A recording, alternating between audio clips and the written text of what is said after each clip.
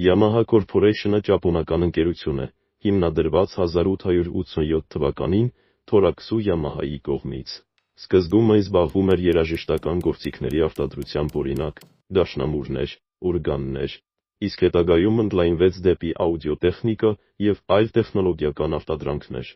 1955 թվականին ընկերության մոտորային բաժինը առանձնացավ և ստեղծվեց անկախ ընկերություն Yamaha Motor Company։ Առաջին մոտոցիկլետը եղել է Yamaha YAMEC 125 խորանարդ սանտիմետր շարժիչով մոդելը, որը հայտնի էր իր հուսալիությամբ և արագությամբ։ Yamaha մոտորը արտադրում է սպորտային մոտոցիկլետներ,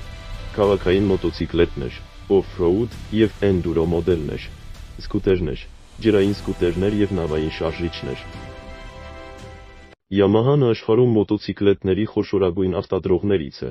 և վաճառք է իրականացնում ավելի քան 180 երկրներում։ Այն համարվում է բարձրորակ ինժեներական լուծումների և հուսալիության խորհրդանիշ։